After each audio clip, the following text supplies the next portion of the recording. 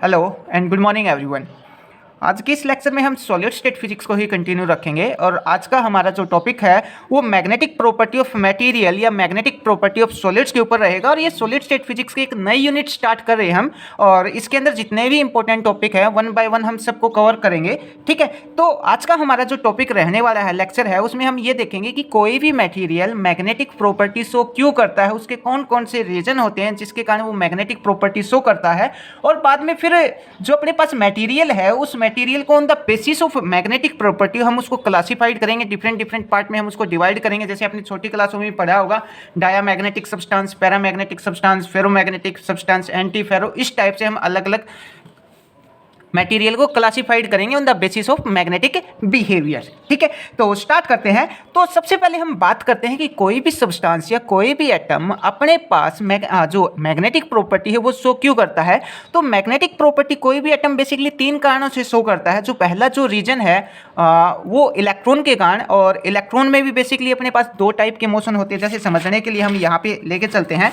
Suppose that ये अपने पास कोई एक एटम है, ये हमने एक एटम मान लिया, ठीक है, और ये एटम का न्यूक्लियस, और ये यहाँ पे है अपने पास इलेक्ट्रॉन।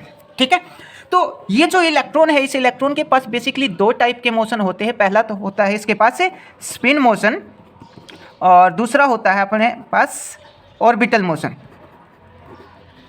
ठीक है, ऑर्बिटल मोशन में क्या होता है, ये जो इलेक्ट्रॉन है वो न्यूक्लियस के चारों ओर एक ऑर्बिट के अंदर चक्कर लगाता है। और स्पिन मोशन में क्या होता है, ये जो इलेक्ट्रॉन है वो अपने एक्सिस के ऊपर ही क्या करता रहता है, चक्कर लगाता है। ठीक है, तो सबसे पहले हम बात कर लेते हैं ऑर्बिटल मोशन के कारण किस टाइप से मैग्नेटिक फील्ड प्रोड्यूस होता है, उसके बाद हम बात करेंगे स्पिन मोशन के कारण से। ठीक है, तो ऑर्बिटल मोशन के कारण से कैसे प्रोड्यूस होगा, तो ये अपने पास जो इलेक्ट्रॉन है वो न्यूक्लियस के चारों ओर चक्कर लगाता है। और इलेक्ट्रॉन क्या है अपने पास, इलेक्ट्रॉन अपने पास एक चार्ज पार्टिकल है। और ये बात हमने बहुत अच्छे से इलेक्ट्रोडायनामिक में पढ़ रखी है। जब कोई भी चार्ज पार्टिकल मोशन में होता है तो वो चार्ज पार्टिकल करंट प्रोड्यूस करता है या फिर इलेक्ट्रिक फील्ड प्रोड्यूस करता है। तो अब अपने पास क्या है, चार्ज पार्टिकल इलेक्ट्रॉन। अब ये इलेक्ट्रॉन जैसे ही मोशन में आएगा तो करंट प्रोड्यूस होगा।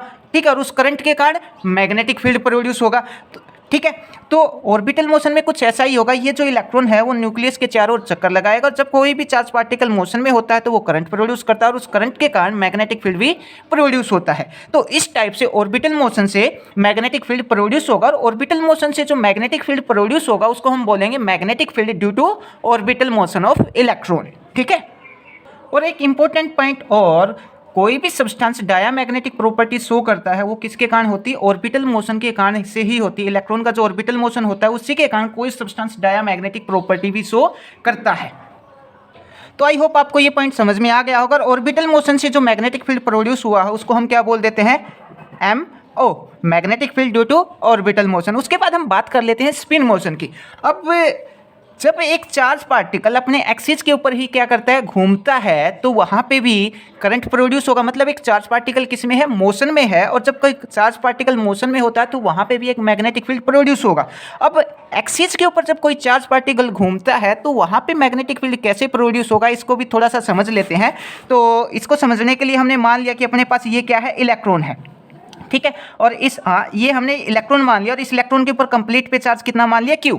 ठीक है, अब इस इलेक्ट्रॉन पे जो चार्ज क्या वो चार्ज है वो यूनिफॉर्मली डिस्ट्रीब्यूट है। अगर मैं छोटे छोटे वॉल्यूम एलिमेंट के अंदर मैं इस चार्ज को या फिर इस इलेक्ट्रॉन को ब्रेक कर लूँ तो एक छोटी सी जो वॉल्यूम है उसके ऊपर चार्ज क्या रहेगा, एक छोटी सी वॉल्यूम पे चार्ज रहेगा DQ। ठीक है, तो हमने ये इलेक्ट्रॉन लिया और इसमें एक छोटी सी वॉल्यूम कंसिडर कर ली जिसके ऊपर चार्ज क्या है, DQ। ठीक है, जैसे समझने के लिए हमने एक बॉल मान ली और उस बॉल पे क्या किया, एक मार्कर से एक छोटा सा निशान लगा दिया और उस बॉल को अपने एक्सिस के ऊपर घुमाना शुरू कर दिया। वैसे ही इस इलेक्ट्रॉन को हमने अपने एक्सिस के ऊपर घुमाना यहाँ पे शुरू कर दिया। अब ये चार्ज घूमेगा, मतलब जैसे ही वो इलेक्ट्रॉन घूमेगा तो ये चार्ज भी क्या करता रहेगा, ऐसे घूमता रहेगा। अब छोटा सा चार्ज क्या है, सर्कुलर मोशन के अंदर है। जब कोई चार्ज सर्कुलर मोशन में होता है या किसी भी टाइप के मोशन में होता है तो वहाँ पे क्या होता है, करंट प्रोड्यूस होता है, और उस करंट के कारण मैग्नेटिक फील्ड भी प्रोड्यूस होगा। तो आई होप आपको ये बात भी बहुत अच्छे से समझ में आ गई होगी कि स्पिन मोशन के कारण से किस टाइप से मैग्नेटिक फील्ड प्रोड्यूस होगा। ठीक है, तो दूसरा जो मैग्नेटिक फील्ड है वो किसके कारण प्रोड्यूस होगा, स्पिन मोशन के कारण से। स्पिन मोशन के कारण से जो मैग्नेटिक फील्ड प्रोड्यूस होगा उसको हम क्या बोल देंगे, magnetic field due to spin motion of electron. उसके बाद स्पिन मोशन के कारण से कौन सी प्रॉपर्टी शो होती, मतलब जो पैरामैग्नेटिक सब्सटेंस है वो स्पिन मोशन के कारण से अपनी पैरामैग्नेटिक प्रॉपर्टी शो करते हैं।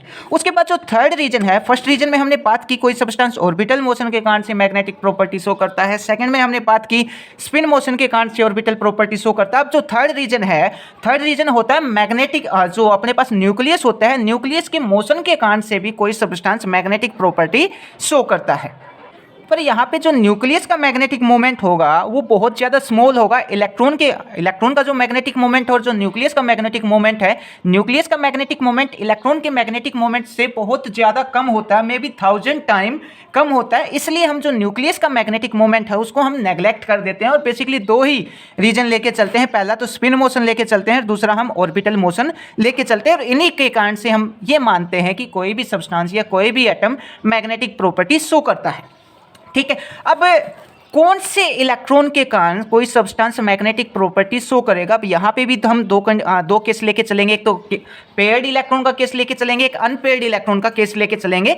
तो कोई भी सब्सटेंस मैग्नेटिक प्रॉपर्टी शो करता है वो अनपेयर्ड इलेक्ट्रॉन के कारण करता है। ठीक है, सबसे पहले पेयर्ड इलेक्ट्रॉन का केस ले लेते हैं, उसके बाद हम बात करेंगे अनपेयर्ड इलेक्ट्रॉन का केस किस टाइप से। ठीक है, तो यहाँ पे समझ लेते हैं।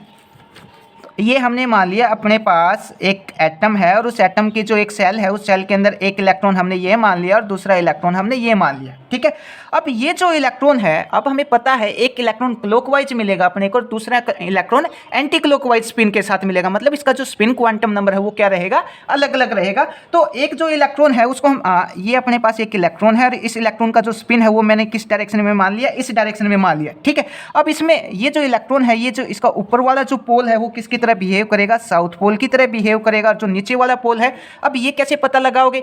अगर वो इलेक्ट्रॉन एंटी क्लॉकवाइज डायरेक्शन में है तो हम उसको ऐसे रोल करेंगे, ऐसे रोल करेंगे तो ये जो थंब है ऊपर की तरफ होगा। थंब होता है वो किसको रिप्रेजेंट करेगा, साउथ पोल को रिप्रेजेंट करेगा। ये जो नीचे वाला पोल है वो नॉर्थ को रिप्रेजेंट करेगा। ठीक है, अब कोई दूसरा इलेक्ट्रॉन, अब ये दूसरा इलेक्ट्रॉन है, इस दूसरे इलेक्ट्रॉन की जो स्पिन है वो कैसी है, इस टाइप से क्लॉकवाइज स्पिन है। तो अब क्लॉकवाइज स्पिन में हम कैसे करेंगे, इस टाइप से। ठीक है, इसमें थंब नीचे की तरफ आएगा तो नीचे की तरफ आएगा तो ये नीचे वाला पोल क्या हो जाएगा, साउथ पोल हो जाएगा, ये क्या हो जाएगा, नॉर्थ पोल। ठीक है, तो हमने देख लिया जब ये इलेक्ट्रॉन मूव कर रहे थे या स्पिन कर रहे थे, ये किसकी तरह बिहेव कर रहे थे, एक मैग्नेट की तरह बिहेव कर रहे थे। ठीक है, अब इसका पोल, ये जो फर्स्ट इलेक्ट्रॉन है इसका ऊपर की तरफ साउथ है और इसका ऊपर की तरफ नॉर्थ है, तो इसका जो मैग्नेटिक मोमेंट है वो दूसरा इलेक्ट्रॉन कंप्लीटली उसको न्यूट्रलाइज कर देगा। ठीक है, अब कंप्लीटली न्यूट्रलाइज कर देगा तो ये जो एटम है वो कोई भी मैग्नेटिक प्रॉपर्टी शो नहीं करेगा। ये तो था पेयर का केस। अब अनपेयर्ड इलेक्ट्रॉन का केस लेके चलो, मतलब बिल्कुल सिंगल इलेक्ट्रॉन हो, तो सिंगल इलेक्ट्रॉन के केस में क्या होगा, सिंगल इलेक्ट्रॉन के केस में एक ही इलेक्ट्रॉन रहेगा, एक जो पोल है वो नॉर्थ की तरह बिहेव करेगा, एक साउथ की तरह बिहेव करेगा। उसके कारण जो मैग्नेटिक फील्ड प्रोड्यूस होगा या उसका जो मैग्नेटिक फील्ड होगा उसके इफेक्ट को कोई न्यूट्रलाइज नहीं कर पाएगा, तो वो जो वैलेंस इलेक्ट्रॉन है वो मैग्नेटिक प्रॉपर्टी शो करना स्टार्ट कर देगा। तो आई होप आपको यहाँ पे इन क्वेश्चनों का जवाब मिल गया होगा कि किसी एटम के अंदर अनपेयर्ड इलेक्ट्रॉन नहीं है तो वो मैग्नेटिक प्रॉपर्टी शो क्यों नहीं करता। ठीक है, क्योंकि वो एक दूसरे का जो इफेक्ट है वो वो कैंसिल कर देते हैं या फिर एक दूसरे का जो मैग्नेटिक फील्ड है वो न्यूट्रलाइज कर देगा। इस कारण से अनपेयर्ड इलेक्ट्रॉन वाला जो एटम है वो मैग्नेटिक प्रॉपर्टी, जो पेयर्ड इलेक्ट्रॉन वाला जो एटम है वो मैग्नेटिक प्रॉपर्टी शो नहीं करेगा और अनपेयर्ड वाला करेगा। अब हम इसी चीज़ को थोड़ा सा और सिंप्लीफाई करके समझने की कोशिश करते हैं एक एग्जांपल की हेल्प से। तो एग्जांपल हमने कुछ ऐसे लिया है, ये हमने यहाँ पे एक मैग्नेट का हमने यहाँ पे साउथ पोल ले लिया, ये अपने पास एक मैग्नेट का नॉर्थ पोल है और इसमें जो मैग्नेटिक फील्ड लाइन होगी वो नॉर्थ पोल से साउथ पोल होंगी। अब यहाँ पे जो मैग्नेटिक फील्ड है, इस मैग्नेटिक फील्ड में हम सब्सटेंस को प्लेस करेंगे और उसकी जो मैग्नेटिक प्रॉपर्टी है, मतलब वो एक्सटर्नल मैग्नेटिक फील्ड में किस टाइप से उसका किस टाइप से बिहेवियर होता है एक्सटर्नल मैग्नेटिक फील्ड में, उसके बेस के ऊपर हम यहाँ पे जो सब्सटेंस है उसको क्लासीफाइड करेंगे डिफरेंट कैटेगरी के अंदर। तो फर्स्ट केस हमने ये लिया कि मान लिया हमारे पास ये नॉर्थ पोल है, ये साउथ पोल है, इनके बीच में कोई भी सब्सटेंस हमने प्लेस नहीं कर रखा। तो कोई भी सब्सटेंस से प्लेस नहीं करेंगे तो नॉर्थ से जितना भी मैग्नेटिक फील्ड निकलेगा, जितनी भी मैग्नेटिक फील्ड लाइन निकलेंगी वो सारी की सारी कहाँ पे चली जाएंगी, साउथ पोल के ऊपर चली जाएंगी। ये केस था फर्स्ट। अब केस सेकेंड ये लेके चलते हैं कि इसके बीच में हमने यहाँ पे एक सब्सटेंस प्लेस कर दिया बिल्कुल इसके बीच में। अब ये जो सब्सटेंस है, इस सब्सटेंस में हमने ये मान लिया कि कोई भी अनपेयर्ड इलेक्ट्रॉन नहीं है, जितने भी हैं वो सारे के सारे पेयर्ड इलेक्ट्रॉन है। तो सिचुएशन कुछ ऐसी हो जाएगी, ये अपने पास साउथ पोल है, ये अपने पास मटेरियल है और इस मटेरियल के अंदर सारे के सारे कैसे पेयर्ड इलेक्ट्रॉन है, मतलब एक का स्पिन अप है एक का स्पिन डाउन है, इस टाइप से। ठीक है, तो अब ये सब्सटेंस इस एक्सटर्नल मैग्नेटिक फील्ड के अंदर किस टाइप से इसका बिहेवियर किस टाइप से होगा। ठीक है, और ये हमने यहाँ पे ले लिया साउथ पोल, सॉरी ये साउथ ले लिया, तो ये अपने पास हो जाएगा नॉर्थ पोल। तो इस केस में क्या होगा, ये नॉर्थ पोल से निकलने वाला जितना भी मैग्नेटिक फील्ड है वो साउथ पे जाएगा या नहीं जाएगा, मतलब ये जो बीच में सब्सटेंस रखा है वो कितना इंटरेस्टेड है एक्सटर्नल मैग्नेटिक फील्ड के लिए, वो एक्सटर्नल मैग्नेटिक फील्ड को अपने अंदर से पास होने देगा या नहीं होने देगा।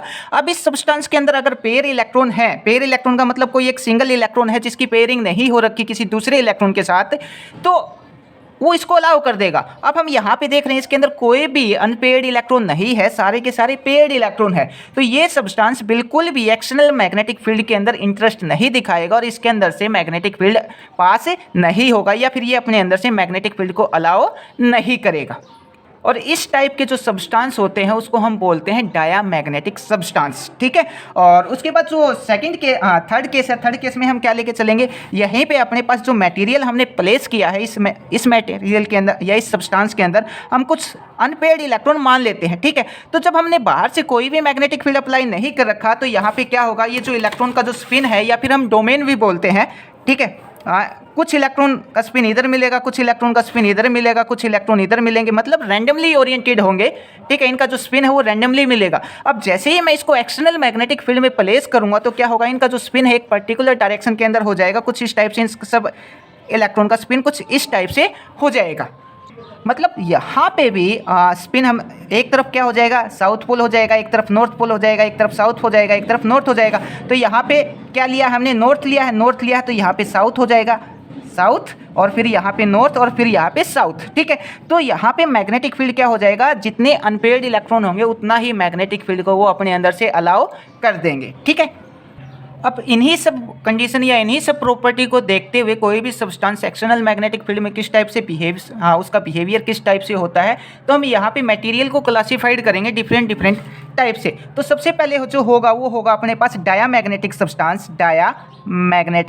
सब्सटेंस। ठीक है, उसके बाद आता है अपने पास सेकंड पे पैरामैग्नेटिक सब्सटेंस। अब हम इन सब सब्सटेंस को वन बाय वन करके कवर करेंगे।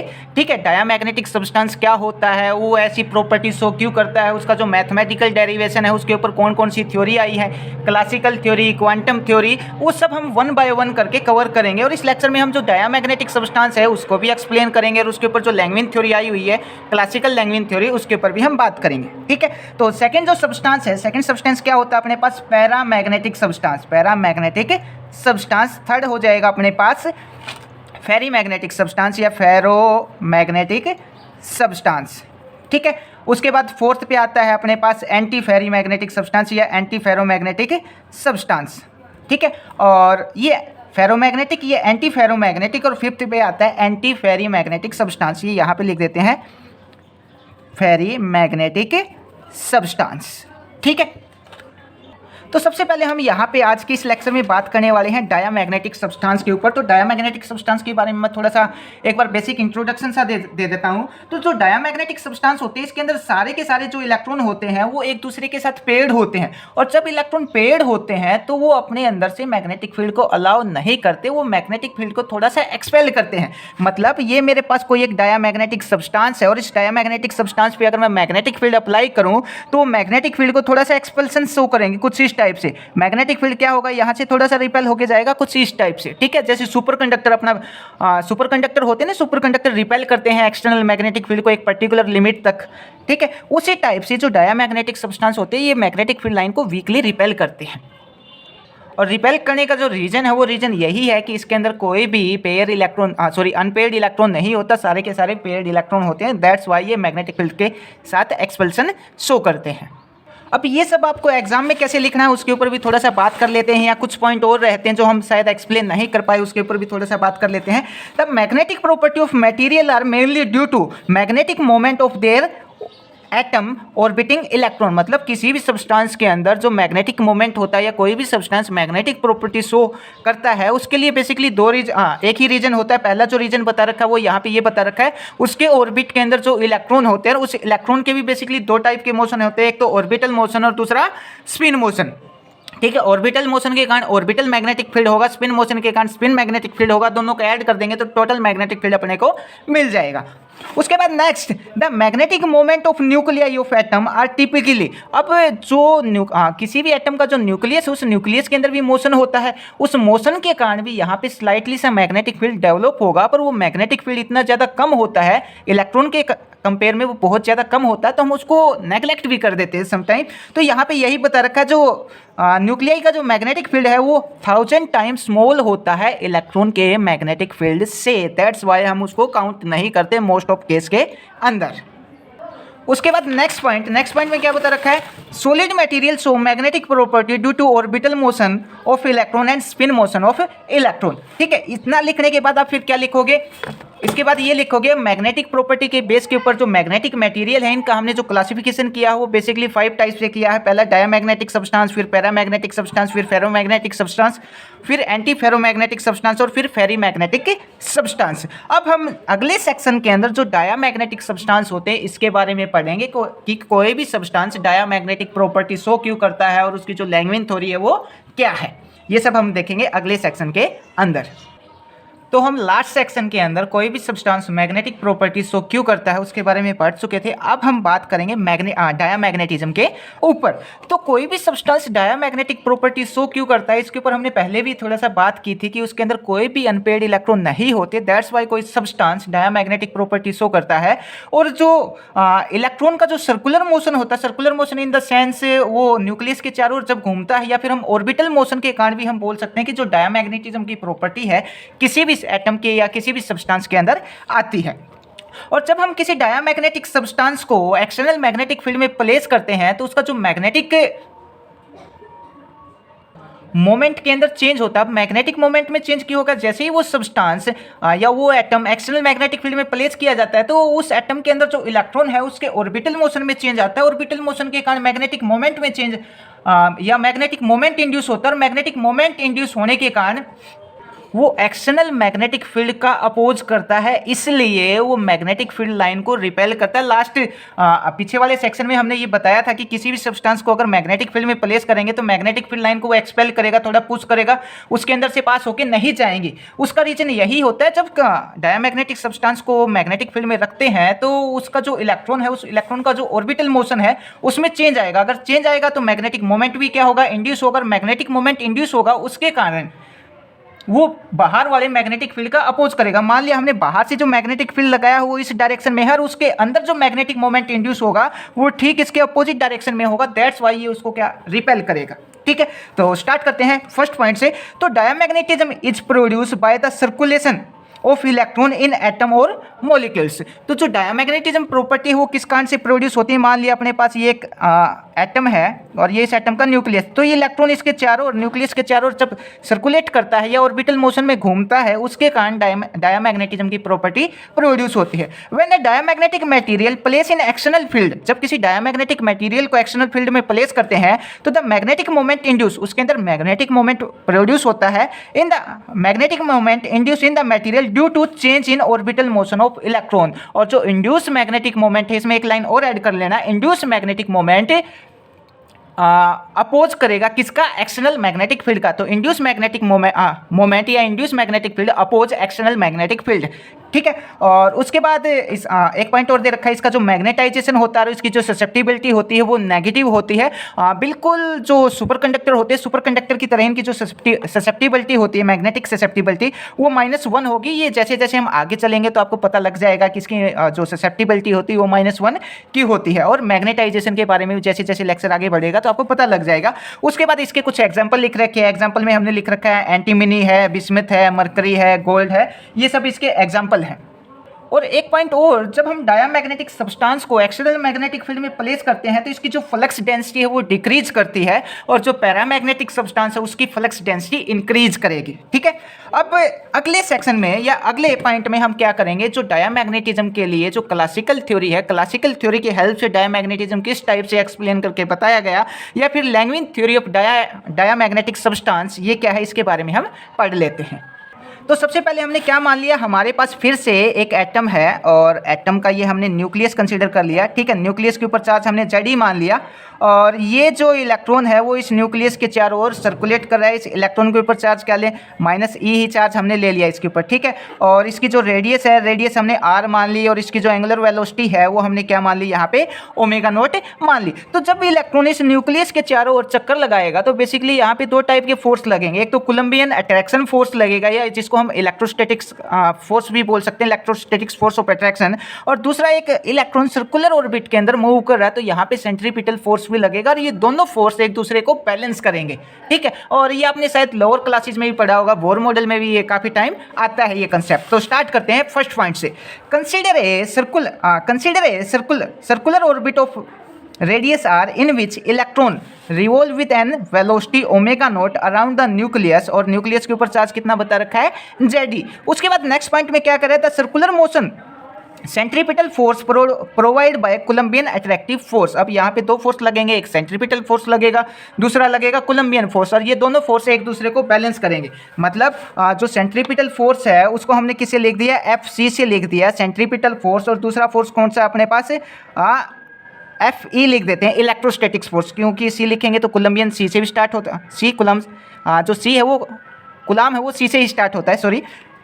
तो अपने पास जो सेंट्रीपिटल फोर्स होता है वो क्या होता है, सेंट्रीपिटल फोर्स होगा अपने पास mv²/r होगा, और ये अपने पास इलेक्ट्रोस्टैटिक्स फोर्स क्या होता है, या कोलम्बियन फोर्स हम कुलाम्स लॉ की हेल्प से निकालते हैं तो वो क्या होता है 1/4πε0 Q1 Q2/r²। तो 1/4πε0 की जगह तो हम डायरेक्ट K रख देते हैं। ठीक है, एक चार्ज क्या है अपने पास, एक चार्ज न्यूक्लियस का है Ze, दूसरा चार्ज क्या है अपने पास E, तो Ze क्या हो जाएगा, Ze का स्क्वायर, और डिस्टेंस कितनी है यहाँ से लेके यहाँ तक की डिस्टेंस है अपने पास r, ये हो जाएगा r का स्क्वायर। ठीक है, अब दोनों फोर्स क्या है, एक दूसरे के इक्वल है। अब ये क्या है अपने पास v है, यहाँ पे अपने पास लीनियर वेलोसिटी, और इलेक्ट्रॉन किस में है, एंगुलर वेलोसिटी के अंदर है। तो लीनियर वेलोसिटी को हम एंगुलर वेलोसिटी से जब रिप्लेस करेंगे तो जो v का एंगुलर वेलोसिटी के साथ जो रिलेशन होता है वो होता है r ओमेगा। तो v की वैल्यू यहाँ पे पुट करेंगे तो क्या आ जाएगा, ये आ जाएगा m r² ω² divide by r equal to kZe²/r² आ जाएगा। एक r से हम एक r यहाँ पे कैंसिल कर देंगे और यहाँ पे क्या है अपने पास ω0 आएगा, क्योंकि इसकी जो नेचुरल फ्रीक्वेंसी है इलेक्ट्रॉन की वो क्या है, ω0 है, जब वो सर्कुलर ऑर्बिट में मूव कर रहा है तो यहाँ पे ω0 लिखेंगे और यहाँ पे भी ω0। ठीक है, यहाँ से ω0² की वैल्यू हम यहाँ पे निकाल लेते हैं तो ω0² की वैल्यू आ जाएगी अपने पास, यहाँ से ω0² इक्वल टू ये आएगा kZe², और ये इस तरफ आएगा तो डिवाइड में आ जाएगा अपने पास m, और एक और दो r यहाँ पे तो r³ हो जाएगा। ठीक है, ये आई है अपने पास ω0² की वैल्यू। अब हमें ओमेगा की वैल्यू चाहिए तो ω0 की वैल्यू क्या आ जाएगी, ω² को उस तरफ लेके जाएंगे तो रूट में आ जाएगा, ये आ जाएगा रूट kZe²/mr³। ये हमने यहाँ पे निकाल ली, उस इलेक्ट्रॉन की जो एंगुलर वेलोसिटी है वो हमने यहाँ पे निकाल ली। अब नेक्स्ट पॉइंट में हम क्या करने वाले हैं, ये जो एटम है अब तक तो क्या था, बिना मैग्नेटिक फील्ड के रखा हुआ था, अब इस एटम को उठा के मैग्नेटिक फील्ड के अंदर रख देंगे। ठीक है, तो जब एक्सटर्नल मैग्नेटिक फील्ड में जब इसको रखा जाएगा तो यहाँ पे क्या हो जाएगा, अपने पास से दो टाइप के फोर्स लगना शुरू हो जाएंगे। जो सेंट्रीपिटल फोर्स है, Fc फोर्स है, सेंट्रीपिटल फोर्स, ये दो फोर्स को बैलेंस करेगा। पहला तो कौन सा फोर्स लग रहा है, कोलम्बियन फोर्स लग रहा है। दूसरा मैग्नेटिक फील्ड में रखेंगे तो मैग्नेटिक फील्ड का फोर्स और लगेगा, मतलब एक साथ एटम के ऊपर दो फोर्स लग रहे हैं और उन दोनों फोर्स का जो सम है उसको बैलेंस कर रहा है सेंट्रीपिटल फोर्स। ठीक है, एक तो फोर्स लगा किसके कारण, इलेक्ट्रिक फील्ड के कारण, जिसको हमने क्या बोला, Q1 Q2/r² कोलम्बियन फोर्स बोला। दूसरा हम उठा के उसको मैग्नेटिक फील्ड में भी प्लेस करेंगे तो मैग्नेटिक फील्ड में भी फोर्स लगता है, जिसको 12th क्लास में पढ़ा होगा, F = QVB sin थीटा, ठीक है। या फिर हम यहाँ पे लोरेंस फोर्स को भी इंट्रोड्यूस कर सकते हैं, क्योंकि एक इलेक्ट्रोस्टैटिक फोर्स लग रहा है, दूसरा अपने पास मैग्नेटिक फोर्स लग रहा है। अगर किसी एटम पे एक साथ दोनों ये एक साथ लगते हैं तो उसका जो सम होता है उसको हम लोरेंस फोर्स ही बोलते हैं। पर हम यहाँ पे लोरेंस फोर्स लेके नहीं करेंगे, हम सिंपल तरीके से ही इसको करेंगे। तो जो एफसी फोर्स है वो दो फोर्स को बैलेंस करेगा। कौन सा? एक तो अपने पास जो कोलंबियन फोर्स है उस फोर्स को, साथ में क्या लगेगा यहाँ पे मैग्नेटिक फोर्स भी लगेगा, मैग्नेटिक फोर्स। एक सेकेंड, जो एफसी है ये इक्वल आ जाएगा कोलंबियन फोर्स के, और साथ में ये आ जाएगा मैग्नेटिक फोर्स के इक्वल आ जाएगा, ठीक है। और यहाँ पे अपने पास जो कोलंबियन फोर्स है, सॉरी जो सेंट्रीपिटल फोर्स है, इसकी वैल्यू हम ऑलरेडी निकाल चुके थे पीछे, M omega square, omega naught का स्क्वायर। हाँ, अब यहाँ पे ओमेगा नोट नहीं लेके चलेंगे। क्यों? क्योंकि जैसे ही वो सब्सटेंस एक्सटर्नल फील्ड में रखा जाएगा तो उसकी जो एंगुलर वेलोसिटी है उसके अंदर कुछ ना कुछ चेंज आएगा, इसलिए हम यहाँ पे ओमेगा नोट नहीं लेके चलेंगे, सिर्फ ओमेगा लेके चलेंगे। और साथ में अपने पास आर ऐसे का ऐसे रहेगा। इक्वल टू अपने पास ये क्या है? कोलंबियन फोर्स है। कोलंबियन फोर्स क्या निकाला था? K Z E square by R. और साथ में कोई सब्सटेंस या कोई एटम मैग्नेटिक फील्ड में रखते हैं तो उसके ऊपर कितना फोर्स लगता है? क्यू वी पी, ठीक है। अब ये फोर्स किस पे लग रहा है? इलेक्ट्रॉन पे लग रहा है, तो क्यू की जगह हम ई भी ले सकते हैं। अब इसको आगे सोल्व करें तो ये वाली जो टर्म है वो हमने क्या निकाली थी? अभी सिंपल ओमेगा नॉट स्क्वायर निकाली थी। मतलब जो नेचुरल फ्रीक्वेंसी है, जिस फ्रीक्वेंसी से वो न्यूक्लियस के चारों ओर चक्कर लगा रहा है बिना फील्ड में, मतलब फील्ड की एब्सेंस में, तो इसको हम क्या लिख सकते हैं? इसको हम लिख सकते हैं ओमेगा नॉट स्क्वायर। और साथ में ये वाली जो टर्म है वो अपने पास ऐसे की ऐसे आ जाएगी, ये आ जाएगा अपने पास plus Q V P equal to, यहाँ से हम क्या कर, ओमेगा को तो यहीं रख लेते हैं, बाकी दोनों टर्म को इस तरफ ले आएंगे तो क्या आ जाएगा? ये नीचे आ जाएगा एम आर, और यहाँ पे भी क्या आ जाएगा? एम आर, ठीक है। और इक्वल में क्या आ जाएगा अपने पास? ये आ जाएगा ओमेगा स्क्वायर। एक सेकंड, यहाँ पे छोटी सी मिस्टेक ये हुई है। एम आर को हम पहले इस तरफ लेके आएंगे तो ये आ जाएगा एम आर स्क्वायर आ जाएगा, और इधर क्या आ जाएगा? एम आर आ जाएगा। अब ये जो पूरी टर्म है वो क्या बनेगी अपने पास? ओमेगा नॉट स्क्वायर बनेगी।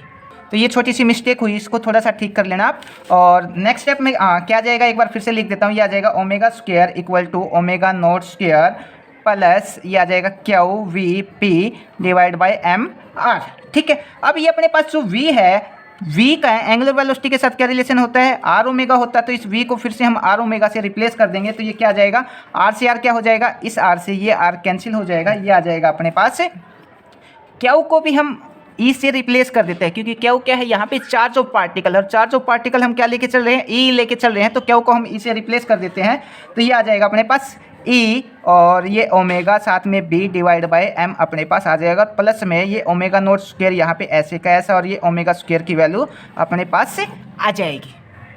अब इसको थोड़ा सा और सिंप्लीफाई कर लेते हैं। इस ओमेगा नोट स्क्वायर को उठा के उस तरफ लेके चले जाते हैं तो ये क्या आ जाएगा? Omega square minus omega naught square equal to E omega B divide by M, ठीक है। अब यहाँ पे कुछ एज्यूम करके लेके चलते हैं। एज्यूम ये करते हैं कि जो अपने पास ये जो ओमेगा है, मतलब जैसे ही मैं उसको फील्ड में प्लेस करता हूँ तो उसकी जो एंगुलर वेलोसिटी में चेंज आता है। अब जो चेंज आया है उसको हम बहुत ज़्यादा स्मॉल लेके चलेंगे, मतलब जो अपने पास ओमेगा नोट स्क्वायर है ये नियरली इक्वल लेके चलेंगे हम किसके? मैग्नेटिक फील्ड में रखने के बाद के, मतलब मैग्नेटिक फील्ड में रखने से पहले की जो फ्रीक्वेंसी है वो बराबर होगी मैग्नेटिक फील्ड में रखने के बाद की उसकी एंगुलर वेलोसिटी के बराबर होगी, ठीक है। तो हमने जो ओमेगा नोट है वो किसके बराबर मान लिया? ओमेगा के बराबर मान लिया, ठीक है। अब अगर हम इसके फैक्टर करेंगे तो क्या आ जाएगा अपने पास? ये आ जाएगा ओमेगा माइनस एक second, omega minus omega naught आ जाएगा, और साथ में क्या आ जाएगा? Omega plus omega naught equal to क्या आ जाएगा? E omega B by M, ठीक है। अब ये वाली टर्म क्या हो जाएगी अपने पास? इन दोनों को ऐड कर देते हैं, दोनों को ऐड करेंगे तो क्या हो जाएगा? 2 ओमेगा हो जाएगा अपने पास, और यहाँ पे हमने ये कंडीशन अप्लाई कर दी, ठीक है। और इन दोनों का जो चेंज है वो हम ओमेगा माइनस ओमेगा नोट, ये क्या आ जाएगा? चेंज इन एंगुलर वेलोसिटी, और चेंज इन एंगुलर वेलोसिटी को किससे लिख देते हैं हम? डेल्टा ओमेगा से लिख देते हैं, ठीक है। और ये दोनों ब्रैकेट में इक्वल में क्या है अपने पास? E omega B by M. अब ये जो 2 ओमेगा है इसको उठा के इस तरफ लेके आ जाएंगे, 2 ओमेगा डिवाइड में आ जाएगा, यहाँ से हटा दिया, और ये 2 ओमेगा हमने यहाँ पे लगा दिया, ओमेगा से ओमेगा क्या हो गया? कैंसिल हो गया यहाँ पे, तो क्या आ जाएगा? E B by 2m। ये क्या आ गया? डेल्टा ओमेगा बोले तो चेंज इन एंगुलर वेलोसिटी हमने यहाँ पे निकाल लिया। अब इसको हम आगे लिख लेते हैं और आगे लिख के हम इसको आगे और थोड़ा सा सिंप्लीफाई करते हैं। एक सेकेंड, यहाँ पे हमने क्या निकाला है, डेल्टा ओमेगा की वैल्यू हमने निकाली, डेल्टा ओमेगा इक्वल टू आया है अपने पास EP/2m हमने निकाला है। ठीक है, अब अगले पॉइंट के ऊपर चलते हैं और अगले पॉइंट पे चलते हैं। तो अगले पॉइंट में क्या होगा, जब किसी डायामैग्नेटिक सब्सटेंस को एक्सटर्नल मैग्नेटिक फील्ड में प्लेस करते हैं तो उसके अंदर एक मैग्नेटिक मोमेंट इंड्यूस होता है और अब वही पता करेंगे कितना मैग्नेटिक मोमेंट यहाँ पे इंड्यूस होगा, या फिर हम ये बोल सकते हैं उसका जो मैग्नेटिक मोमेंट है उसके अंदर चेंज होता है। अब कितना मैग्नेटिक मोमेंट चेंज हुआ है वो हम यहाँ पे निकाल लेते हैं। तो ये क्या आ जाएगा, del M change in magnetic moment equal to हो जाएगा चेंज इन करंट, और साथ में उसका जो एरिया है वो हम यहाँ पे, ए यहाँ पे एरिया है, डेल्टा आई यहाँ पे क्या है, करंट है। तो चेंज इन करंट भी अपने को यहाँ पे निकालना पड़ेगा induce change in magnetic field निकालने से पहले, और एरिया अपने को पता ही है क्या होगा, 2πr² हो जाएगा, तो सॉरी πr² हो जाएगा, तो हम इसको निकाल सकते हैं। तो सबसे पहले हम यहाँ पे जो डेल्टा आई है, डेल्टा आई को निकालने की कोशिश करते हैं। तो हम डेल्टा आई को इस तरफ निकाल लेते हैं, डेल्टा आई, आई क्या है, करंट, करंट क्या होता है, flow of charge per unit time. तो चार्ज क्या होता है, क्यू, और टाइम को हमने किससे लिख दिया, टी से। ठीक है, अब यहाँ पे टी की वैल्यू निकालते हैं। टी की वैल्यू कहाँ से निकाल देते हैं, ओमेगा इक्वल टू क्या होता है अपने पास, 2π/t होता है। टी की वैल्यू निकालेंगे तो टी की वैल्यू क्या आ जाएगी, टी की वैल्यू आ जाएगी अपने पास 2π/ओमेगा। ये जो टी की वैल्यू निकाली है वो यहाँ पे पुट कर देंगे। तो पुट करने के बाद अपने पास क्या आ जाएगा, ये आ जाएगा, और फिर टी की वैल्यू निकाल ली तो ये वैल्यू यहाँ पे पुट करते हैं। तो ये आ जाएगा अपने पास delta I equal to Q, Q क्या है, चार्ज, चार्ज अब इलेक्ट्रॉन लेके चलेंगे तो यहाँ पे ई लिख लेंगे, ये आ जाएगा ई, ये वैल्यू यहाँ पे पुट की, ओमेगा ऊपर चला जाएगा और ये 2π यहाँ पे एज इट इज आ जाएगा। ठीक है, अब नेक्स्ट में क्या करेंगे, डेल्टा ओमेगा, और यहाँ पे ये क्या है, डेल्टा आई मतलब चेंज इन करंट है। तो यहाँ पे अपने पास क्या आएगा, डेल्टा ओमेगा आएगा, और डेल्टा ओमेगा की वैल्यू हमने पहले निकाल रखी है। डेल्टा ओमेगा की वैल्यू क्या निकाली थी, अभी ये लिख रखी है यहाँ पे EB/2m, EB/2m, ये जो वैल्यू है वो हम यहाँ पे पुट करेंगे। पुट करने के बाद चेंज इन करंट की वैल्यू भी अपने पास आ जाएगी। तो चेंज इन करंट की वैल्यू मैं सीधा लिख देता हूँ, ये वैल्यू पुट करने के बाद ये आ जाएगा E2π/EB/2m। ई क्या हो जाएगा, E² हो जाएगा। इलेक्ट्रॉन के ऊपर चार्ज कैसा होता है, नेगेटिव होता है, तो ये पूरी टर्म किस में आएगी अपने पास, नेगेटिव में आ जाएगी। तो इसको थोड़ा और सिंप्लीफाई करके लिख देते हैं, 2 क्या हो जाएगा, 4 हो जाएगा, तो ये आ जाएगा E² B और 4πm आ जाएगा, और ये माइनस का, ये किसकी value I, change in current की वैल्यू है। अब जो चेंज इन करंट की वैल्यू हमने ये निकाली है ये उठा के कहाँ पुट कर देंगे, यहाँ पे पुट करेंगे। तो अब इसको और आगे थोड़ा सिंप्लीफाई कर लेते हैं। तो डेल्टा एम इक्वल टू क्या आ जाएगा, डेल्टा ई की वैल्यू रखे तो ये आ जाएगा -E² B/4πm, और साथ में जो एरिया है, एरिया की जगह क्या लिखेंगे, πr²। कुछ कैंसिल हो रहा है तो उसको कैंसिल कर देते हैं, पाई से पाई कैंसिल हो जाएगा, बाकी की जो टर्म है वो ऐसे की ऐसे delta M, sorry capital M आएगा, स्मॉल एम नहीं लेके चल रहे, डेल्टा एम इक्वल टू ये आ जाएगा -E² B, लेक्चर भी थोड़ा सा लंबा हो रहा है, E² B r² / 4m। ठीक है, ये हमने यहाँ पे सॉरी बीच में कॉल आ गई थी। अब ये हमने जो निकाला है वो एक एटम का बिहेवियर निकाला, मतलब एक एटम का चेंज इन मैग्नेटिक मोमेंट निकाला है। अब उस एक एटम के इलेक्ट्रॉन का निकाला है। ठीक है, अब उस एटम के अंदर बहुत सारे इलेक्ट्रॉन होंगे, या फिर उस क्रिस्टल के अंदर या उस सब्सटेंस के अंदर बहुत सारे एटम होंगे, तो हम क्या करेंगे, यहाँ पे n से भी उसको मल्टीप्लाई कर देंगे। अब दूसरी चीज़ ये जो हमने यहाँ पे r लेके चले हैं, अब न्यूक्लियस से प्रत्येक इलेक्ट्रॉन की जो डिस्टेंस होती है वो अलग अलग होती है। कुछ इलेक्ट्रॉन न्यूक्लियस के बिल्कुल पास होते हैं, कुछ इलेक्ट्रॉन न्यूक्लियस से दूर होते हैं। तो जो इलेक्ट्रॉन की जो रेडियस है न्यूक्लियस से वो अलग अलग है, और हम यहाँ पे सिर्फ और सिर्फ r लेके चले हैं। तो हम यहाँ पे क्या करेंगे, इस चीज़ को थोड़ा सिंप्लीफाई करने के लिए हम ये जो r लेके चले हैं इस r का एवरेज वैल्यू ले लेंगे। एवरेज वैल्यू लेके चलेंगे तो ये वाली प्रॉब्लम जो है वो सोल्व हो जाएगी। कौन सी, कि इलेक्ट्रॉन की जो रेडियस है वो अलग अलग होती है न्यूक्लियस से। तो हम यहाँ पे क्या लेके चलेंगे, अब ये जो r है इस r की एवरेज वैल्यू लेके चलेंगे। और क्वांटम ने हमने बहुत बार बता रखा है, जो एवरेज वैल्यू लेके चलते हैं वो कैसे लेके चलते हैं, ऐसे r², और काफ़ी टाइम बार से भी डिनोट करके हम बताते हैं 4m। ये अपने पास डेल्टा m की वैल्यू यहाँ पे आ गई। अब एक प्रॉब्लम और भी रहती है यहाँ पे, हमने ये जो r लिया है, r जो स्क्वायर लिया है या फिर जो r लिया है, ये जो r है अपने पास वो एक सर्कल की रेडियस है, मतलब 2 डायमेंशन है। ठीक है, और 2 डायमेंशन है तो अपने पास क्या आ जाएगी, x² + वाई स्क्वायर, हमने इस टाइप से इसको ले लिया। अब हम ये जो 2 डायमेंशन की जो प्रॉब्लम है इसको अगर हम 3 डायमेंशन में कन्वर्ट करें तो 3 डायमेंशन में लेके चले तो अपने पास क्या आ जाएगी, ये तो 2 डायमेंशन के ले ली, अगर 3 डायमेंशन के लेते हैं तो हमने मान लिया आर नॉट स्क्वायर और उसकी जो एक्सपेक्टेशन वैल्यू है, सॉरी नॉट एक्सपेक्टेशन वैल्यू, और उसकी जो एवरेज वैल्यू है वो एवरेज वैल्यू हम साथ के साथ लेके चलेंगे, तो यहाँ पे ये साइन भी हम लगा देते हैं एवरेज का। अब जो 3 डायमेंशन में आर नॉट स्क्वायर 3 डायमेंशन में ली है तो ये क्या आ जाएगी, एक्स स्क्वायर इसकी average value plus Y square इसकी average value plus Z square इसकी एवरेज वैल्यू आ जाएगी। मैं यहाँ पे फिर से बता देता हूँ आपको एक बार, हम क्या कर रहे हैं, हम जो इलेक्ट्रॉन है वो एक सर्कुलर ऑर्बिट में घूम रहा है, मतलब 2 डायमेंशन में घूम रहा है, हम उस 2 डायमेंशन की जो प्रॉब्लम है उसको 3 डायमेंशन में कन्वर्ट करने की कोशिश कर रहे हैं। ये जो अपने पास आर नॉट स्क्वायर है ये 3 डायमेंशन के अंदर है और ये रिप्रेजेंट करता है यहाँ पे एवरेज डिस्टेंस, मतलब जो न्यूक्लियस की जो रेडियस हम अलग अलग लेके चले थे, सॉरी न्यूक्लियस से इलेक्ट्रॉन की जो डिस्टेंस है वो हम अलग अलग लेके चले थे, तो उसको सोल्व करने के लिए हमने एक एवरेज डिस्टेंस ली थी, एवरेज डिस्टेंस हमने यहाँ पे आर नॉट स्क्वायर ही ली है। तो ये आर नॉट स्क्वायर क्या है, average distance of the electron from nucleus, ठीक है। अब हम यहाँ पे क्या लेके चल रहे हैं, एक स्फेरिकल सिमेट्री लेके चल रहे हैं एटम के अंदर। हम ऐसा मान लेते हैं कि एटम के अंदर स्फेरिकल सिमेट्री है, तो जब स्फेरिकल सिमेट्री होती है एटम के अंदर तो उस केस में क्या होगा, ये जो एक्स स्क्वायर की एवरेज बराबर हो जाएगी वाई स्क्वायर की एवरेज के और बराबर हो जाएगी जेड स्क्वायर की एवरेज के, ठीक है। किस केस में, स्फेरिकल सिमेट्री के केस में। तो हम ऐसा यहाँ पे मान के चलेंगे और जब ये तीनों इक्वल होंगे तो तीनों को क्या कर सकते हैं, यहाँ पे ऐड कर सकते हैं, और जब ऐड करेंगे तो क्या जाएगा, ये आ जाएगा आर नॉट स्क्वायर की जो एवरेज वैल्यू है वो क्या आ जाएगी 3x स्क्वायर और इसकी एवरेज आ जाएगी। सिंपल, इसको भी हम यहाँ पे ऐड कर सकते हैं, ऐड करेंगे तो क्या आ जाएगा, ये हमने यहाँ पे लिख रखा आर स्क्वायर, यहाँ पे करके ही बता देता हूँ, आर स्क्वायर इसकी average X square plus Y square और इन दोनों के साथ में एवरेज भी ले रखी है, ठीक है।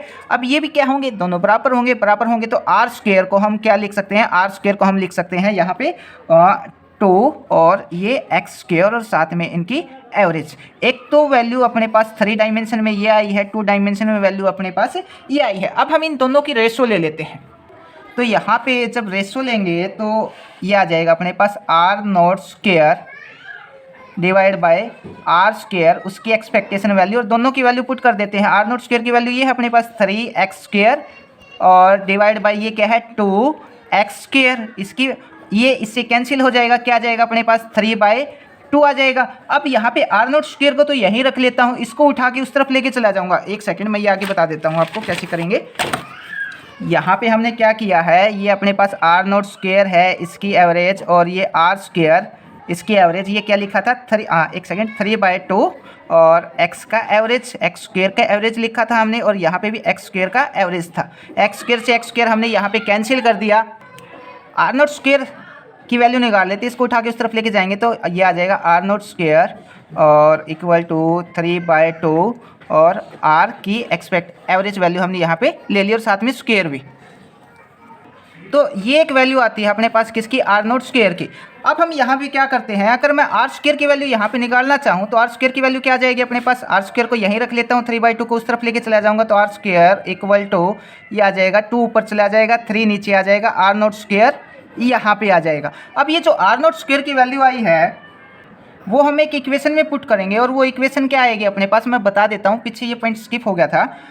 तो अपने पास ये जो न्यूक्लियस की डिस्टेंस है वो क्या होगी, अलग अलग होगी। अब सब डिस्टेंस को निकालने के लिए हम क्या लेके चलेंगे, समेशन लेके चलेंगे। अब समेशन ऑफ आर, अब समेशन ऑफ आर हम तभी ले सकते हैं, मतलब सब एटम, जो एटम और इलेक्ट्रॉन के बीच की जो डिस्टेंस है अगर मैं उसका समेशन कर दूँ तो सब डिस्टेंस आ जाएगी अपने पास, समेशन करेंगे तो अब ये जो समेशन ऑफ आर की जो वैल्यू है ये निकालेंगे और ये निकालने के लिए हमने फिर क्या लिया था, एवरेज वैल्यू ली थी। अब कितने नंबर ऑफ इलेक्ट्रॉन उसके अंदर होंगे, सब इलेक्ट्रॉन की हम यहाँ पे क्या लेके चलेंगे, डिस्टेंस लेके चलेंगे। तो नंबर ऑफ इलेक्ट्रॉन किससे पता लग जाएगा अपने को, जेड से पता लग जाएगा।